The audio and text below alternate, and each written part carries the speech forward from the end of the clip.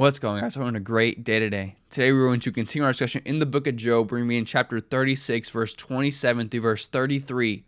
And we're going to be examining God in his sovereignty, in his providence, and his glory over nature, over creation, over the things that function in this world.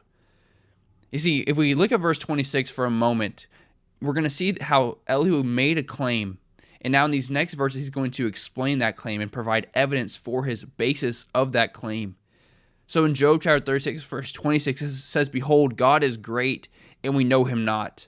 Neither can the number of his years be searched out." So he made this claim that God is great, and that we cannot know him in the greatest extent of understanding his ways, in the greatest extent of understanding his character. Yes, we can know God relationally through Christ. We can know God's character through the reading of his scripture and how he's revealed himself.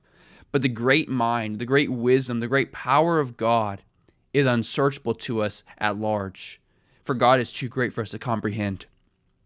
So we see here that following verse 26, Elihu will argue for his point of God's unsearchable greatness by looking at his creation. Right? There's so many things that point to the greatness and to the glory of God. But here Elihu is going to point to his creation. He's going to point to nature to explain this fact that God is great and his greatness is unsearchable. Right? Who can know him? But we see here that creation declares the greatness and the glory of God, yet it also shows us how little we truly know this one true and living God. And see, that title of living God is so important because he's active in the world. God is not passive, but he is active. He is sovereign. He's providential. He's working all things in his creation. Therefore, he is the living God, the one true and living God. But notice that not only does creation show us how great God is, it shows us how little we are. It shows how frail we are. When a giant storm comes through, we have no power to do anything about it. Right? We can prepare, we can shelter in place, but we can do nothing to stop the storm. So it shows us how powerless and how frail we truly are, and how little we know of the mysterious acting of God that he does upon the earth through his sovereignty and providence. But we cannot miss the whole point. Right? As we look at this, we're going to see God's power in creation. We're going to see how God works all things and how he's doing things in nature, and how his wisdom and power is on full display. But we cannot miss the point Elihu is trying to make. He is saying this to Job for the purpose of showing us that we ought to submit to God's providential doings. We must remember that Job is a righteous man, but he has questioned God. He has somehow, in some manner, come against the righteousness of God by declaring himself to be righteous, and declaring in some sense that God has forsaken judgment. But we see that God works in creation. Therefore, we ought to trust how God works in our lives, even if times might be difficult and troublesome. But I also want to add this, just in lieu of what we're going to be discussing, that science is not at odds against God. Science is merely the study of things. It's the proving of things. It's the working out of things. So science studies God's creation.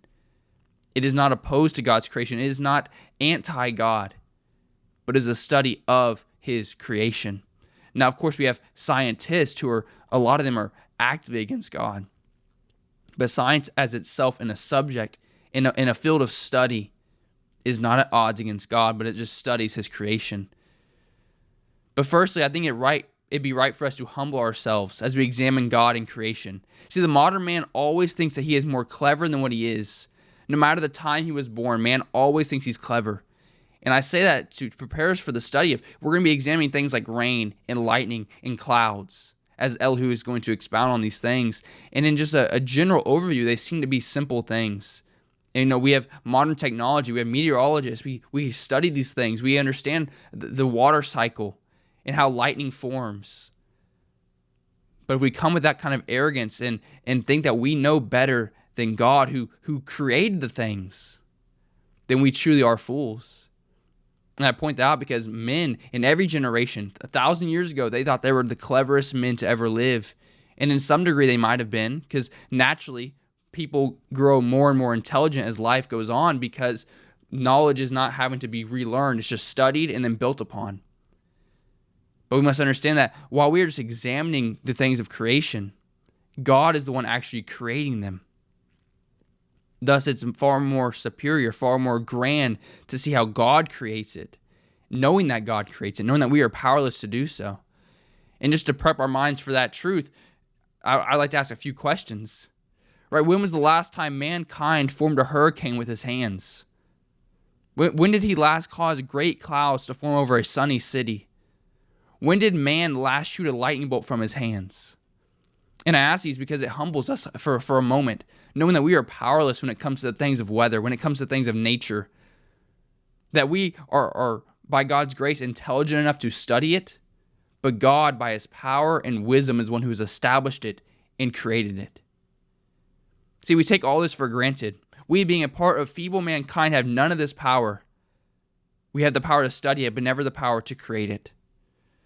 But as we jump into Job chapter 36, verse 27, the Bible says this: "For he maketh small the drops of water. They pour down rain according to the vapor thereof, which the clouds do drop and distill upon man abundantly. Also, can any understand the spreadings of the clouds, or the noise of his tabernacle? Behold, he spreadeth his light upon it, and covereth the bottom of the sea. For by them judgeth he the people. He giveth meat in abundance.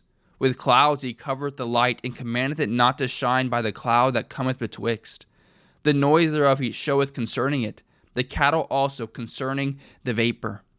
So again, verse 27 through verse 29, it says, "For he maketh small the drops of water. They pour down rain according to the vapor thereof, which the clouds do drop and distill upon man abundantly. Also, can any understand the spreadings of the clouds, or the noise of his tabernacle?" So in these three verses, it's really just breaking down the fact that God caused it to rain. Right? The chief point, the main thing we have to understand here is that God is involved in his creation, that God is actively involved. He is not passive. He is not idle. And we must understand this, that of course God has set things in motion, and things happen due to how they were created. That God can actively form a storm. And in a sense, even in the forming of every single storm, God is involved. God is aware of it. God is sovereignly allowing it. And in that sense, God grants it, and that he is still active in it. But we must understand that there is a sense that God has set things in motion. That's how we are able to predict certain outcomes. We're able to see certain storms and predict tornadoes or predict hurricanes. Because the world God has created in such a way that it's orderly and that it functions in a manner that is, in some aspects, predictable. But nonetheless, God is sovereign over it. And God is actively and sovereignly allowing it to take place. Especially when things like tornadoes hit certain spots. It does not happen apart from God's knowledge of it. Take as another example, gravity.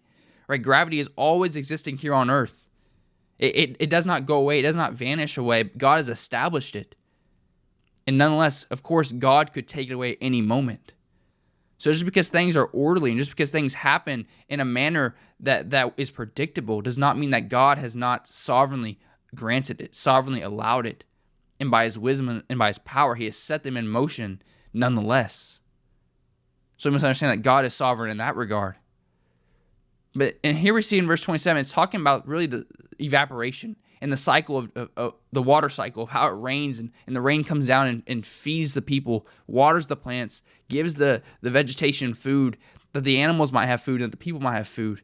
That God is sovereignly ordaining these things. But in verse 27, it says, "For he maketh small the drops of water. They pour down rain according to the vapor thereof." And the water cycle seems like a trivial thing, seems like a trite thing, because we're taught it as young children. And in some regards, it has a certain simplicity to it. But to get down to the nitty-gritty of it, to see the complexity of how the water turns into a vapor, right? That God gathers the water from the oceans, from the seas, from the lakes, from the rivers. He gathers all this water. And as it's going up into the sky, we don't even see the water. It's a vapor. That it was once water where you could tangibly see it. But it turns into vapor, goes to the skies, and clouds are formed, and rain is brought forth. You notice too that when it rains, it's small drops. That it doesn't come down like rivers and lakes, flooding everything and destroying everything in its path. But God, by his wisdom, has made it to go up and to come down in a soft manner. Of course, there are certain storms harder than others, but in a relatively soft manner that it's good for the ground and not damaging to the ground. That is good for the crops and not destructive to the crops. But notice here that as the water is rising and being brought up to the sky as a vapor, we don't even see it occurring, yet it's always happening. It's always occurring. That God, by his wisdom and power, has created such a self-sustaining, and I say self-sustaining, understanding that God is the one sustaining it. But he set forth the earth in a way where it naturally keeps itself going. It naturally has the water spread upon the earth in a good manner, in a healthy manner, in a manner that is good for life, in the flourishing of it. But notice too that rain, if it were to cease and droughts were to ensue, that animals, people, and vegetation alike would begin to die. So we see God's providence and grace to all living things, all mankind, in the supplying of water and rain. Right? We take it so for granted. But to just step back for a moment and see God's working in it, we can see that he truly is good and great and wise. And if we go to Psalm chapter 104 for a moment and look at a few verses, we're going to see that God provides through the rain. That's not a mere accident that it rains, but God uses it for the prolongment and for the flourishing of life. In Psalm chapter 104, verse 13, it says, he watereth the hills from his chambers. The earth is satisfied with the fruit of thy works. He causeth the grass to grow for the cattle, and herb for the service of man, that he may bring forth food out of the earth. And again, if we go to verse 24 in the same chapter, O Lord, how manifold are thy works! In wisdom hast thou made them all. The earth is full of thy riches. So is this great and wide sea, wherein are things creeping innumerable, both small and great beasts. There go the ships. There is that Leviathan whom thou hast made to play therein. These wait all upon thee, that thou mayest give them their meat in due season, that thou givest them that thou givest them they gather. Thou openest thine hand, they are filled with good. Thou hidest thy face, they are troubled. Thou takest away their breath, they die, and return to their dust. So we see how God just provides. The greatest creatures, it says here, Leviathan, a great creature in the water, still relies upon God to give him his food. That no person is far above God where they cannot depend upon him. We all need God. Of course, we need Christ for salvation. But the man who scoffs at God does not truly know the grace of God that has been extended to him in providing for him. That the things that we take for granted, the most basic things like rain and water, God provides them all by the working of his hand through the greatness of his creation that he has formed by his wisdom and by his power. But also in verse 29, we see the greatness of clouds and thunder. It says also, can any understand the spreadings of the clouds or the noise of his tabernacle? Again, we take for granted the things of clouds. But to think that a cloud starts as a small puff of vapor and turns into stuff that covers whole states at times. That we have various clouds. We have dark clouds that are filled with rain and hail and lightning and thunder and tornadoes. And we have light clouds that are just paint the sky on a beautiful sunset. The vastness and the variety and the grand scale of clouds that we so take for granted is a display of God's power. It's a display of God's wisdom. Can a man form a cloud and make it cover a beautiful city while the sun is rising or setting? No, man can't do it. We can examine it and marvel at it. But God is the one to receive the glory of it. But notice also the thunderings of his tabernacle, of his pavilion. These sounds that boom in the midst of storms are a great showcasing of God's power. A very small showcasing, but a showcasing nonetheless of God's great and glorious power in his creation. So creation declares his glory and his power, but who can know it? Right? Even as smart as we think we are, we can understand things like the water cycle and evaporation, but the very nitty-gritty, the very foundations of it all, man truly cannot understand it because man can't even replicate it. We are weak, but God is strong. And if we go on to verse 30 to verse 32, we see that God gives light. It says, behold, he spreadeth his light upon it, and covereth the bottom of the sea. For by them judgeth he the people. He giveth meat in abundance. With clouds he covereth the light, and commandeth it not to shine by the cloud that cometh betwixt. And I want to first point out here that the KJV uses the word light, but most other modern translations use the word lightning. And really this word light can mean lightning. And so the simple fact that this context that Elihu is describing here seems to be a picture of a storm seems to mean that lightning is the correct translation. So when we read light, we really should be thinking lightning, that God brings forth the lightning by his power and by his goodness. But either way, God gives light, right? Whether it be by the sun and the stars that God has formed, or whether it be by the lightning that God shoots forth from his hands in the midst of dark storms, God provides light. God gives light. And apart from him, there is no light, right? God spoke, he commanded, and there was light. And that God himself is described as a God of light, of righteousness, of holiness, of goodness, of perfection, light unapproachable because of his great glory. But nonetheless, he provides light to the world. And in this context specifically, it's talking about lightning, as I mentioned. We see that by God's creative order, the earth is lightened. In the midst of a dark storm, lightning lights up the skies, provides light for a brief moment, of course. It's not for a very long time, but it's lighting up the skies. And it's a display of his power. It's a display of his glory. That there are times where lightning bolts are hotter than the surface of the sun. That man cannot produce such a great thing. Yet there are times where thousands of lightning is striking in minutes. Who are we to question this God, who by his great power can bring such forth powerful things as lightning?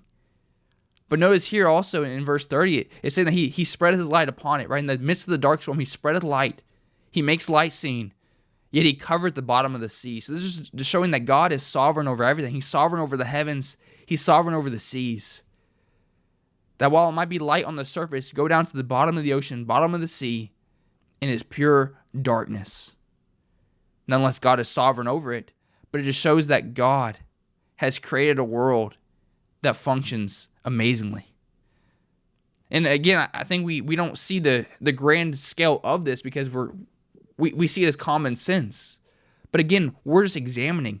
But God is one who has created it. That we understand that the sunlight and lightning in this sense that pierces through water, that light is absorbed and it's scattered. So we see the reality of that, right? We know this because, again, intelligent men have studied creation of God. There are intelligent scientists who are studying the world and how it operates. And they're intelligent and they have great understanding. But see, this ought cause us to revere God as his creation is further understood and explained, not claim some intellectual high ground that, we know how it works, therefore we must not have a God. That's foolishness. That's not even rational. But we see God's grand wisdom and power in the creation.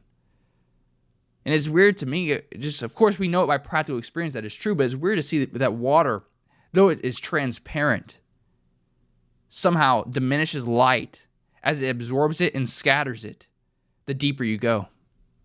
And I said, of course, that seems to be a common sense thing, but if we really see the greatness of God in that creation, that water, though, is transparent, enough of it will just get rid of light completely and become darkness. But let's not forget that God is sovereign over all things, whether it be the bottom of the sea or whether it be in the heavens above. God is sovereign, and his creation declares that glory of his. But I'll see that in verse 31, that God can ordain his creation to bring forth judgment. It says, for by them judgeth he the people, he giveth meat in abundance. And again, this just shows the sovereignty and the providence that God uses his creation for, that he has over his creation. That people can face famine and starvation when rain ceases. Likewise, houses and buildings and lives can be taken. When floods come, when tornadoes come, when hurricanes come, destruction ensues.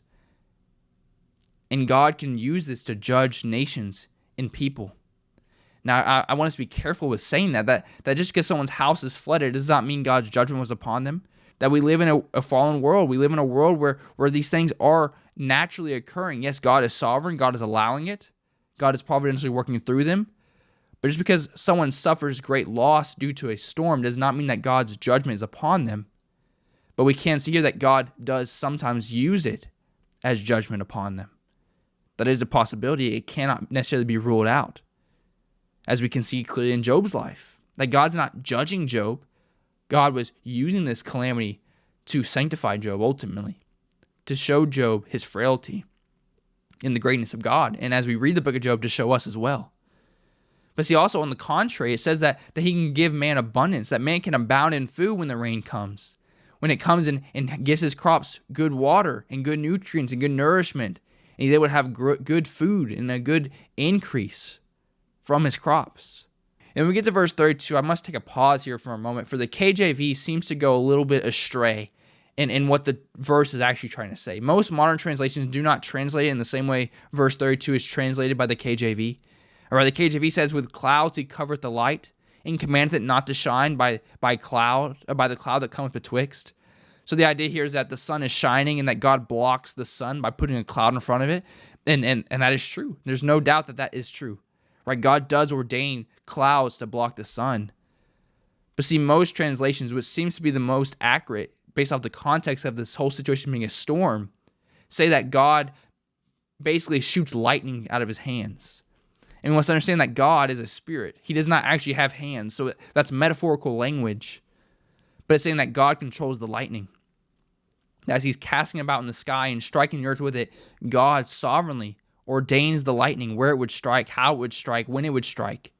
God ordains these things. And that seems to be in the proper context of what's taking place in this scenario. But nonetheless, we just see clearly that God is sovereign. That God controls his creation. That it has a predictability to it in some sense.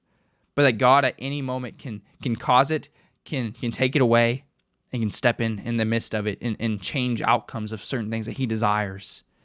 For God is good in that way, and powerful in that way, and wise in that way. And if we go to verse 33, we see that God is in their midst. It says, the noise thereof showeth concerning it. And that's talking about the thunder and the booming of the sky. It's showing the concerning of it. The cattle also concerning the vapor. And as we read verse 36, I think it'd be important that we go to chapter 38 for a moment, verse 1. For Elihu is here describing a storm. And in the most general sense, this is true in every situation, every storm, God is in control. We even see Christ in the New Testament calm the storm by rebuking it, that God has power over his creation, that nothing is beyond his limitation. Nothing is beyond his power. But in Job chapter 38, verse 1, it says this, and the Lord answered Job out of the whirlwind and said. So we're going to see that God ends up speaking to Job for a couple chapters. But the important aspect of this verse 1, it seems to be that Elihu is speaking of a storm that they see in a distance coming towards them. That seems to be the context. That he is seeing a storm coming towards them, and he knows that God is in the midst of that storm. He knows that God is going to be speaking to them. So while all these things are generally true, Elihu is emphasizing them because God is in their midst, and his presence is made known by the storm.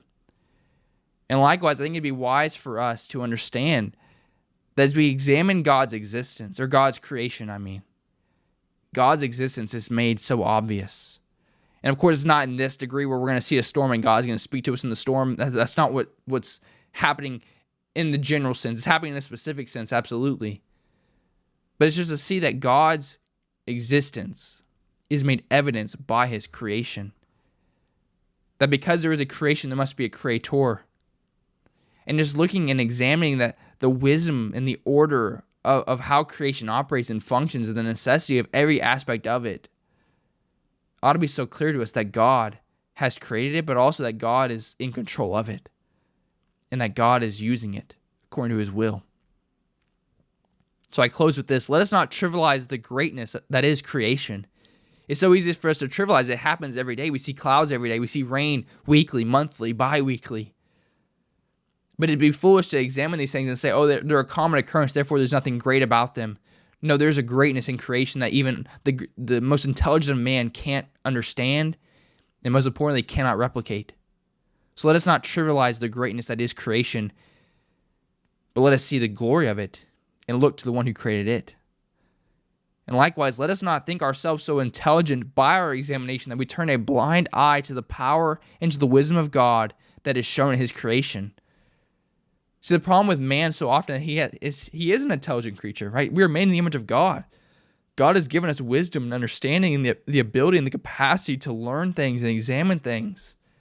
But the moment we begin to let that give us pride and arrogance, the moment we start to stray from God, that we can examine the rain and the water cycle and storms and lightning and understand them to a great extent.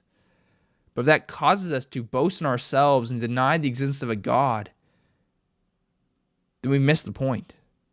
But in the gist of Elihu's whole argument here, it really comes down to this. As Job learned, we too must learn that God is far greater than we can imagine. and we must humble ourselves before him and submit to his will. No matter the difficulties of life, no matter the tribulation, no matter the calamity, no matter the troublesomes that this life brings, the troubles that this life brings, God is in control. And God is using all things for his glory. And as we see in Romans 8, he uses all things for the good of his people, for those who love him, that are called according to his purpose, that God works all things for the good of them. Are we going to trust God? Or are we going to point our fingers at God and claim that he has done wrong, as Job has? For if we do, that's sin and that's foolish. It's foolish. Take the emotion out of it for a moment. This great God who created all things surely knows better than we do. See, the God who providentially brings the rain, the God who providentially brings the sunshine and the clouds and the lightning, and the God who brings everything else, is the same God that works in our lives. Therefore, we need trust and obey. We need trust and obey. He brings the rain. He provides for us. He gives us what we need. Really, we're deserving of nothing, but by his grace, he allows us to have much. Are we going to trust him? See, we ought not wag our fingers, but bow our heads in reverence to God. When something bad in our life happens, are we quick to blame God? Or we just submit ourselves and say, God, I don't understand, but God, I trust you. God, you're good. God, you're faithful. God, you've been good. You will be good, for you are immutable, never changing. So here Elihu was just explaining once again that God is glorious. God is great. We cannot understand the mind of God in its completeness and its entirety. But what we can do is we can trust God. We can submit to God. We can love God and make God our shelter, make God our strong tower which we hide ourselves in, trusting and obeying, fleeing to Christ, trusting in Christ, living to honor him and glorify him in the midst of great difficulty. So let us trust him and obey him. Ours, you're not alone. Jesus loves you. I love you. Have a blessed rest of your day.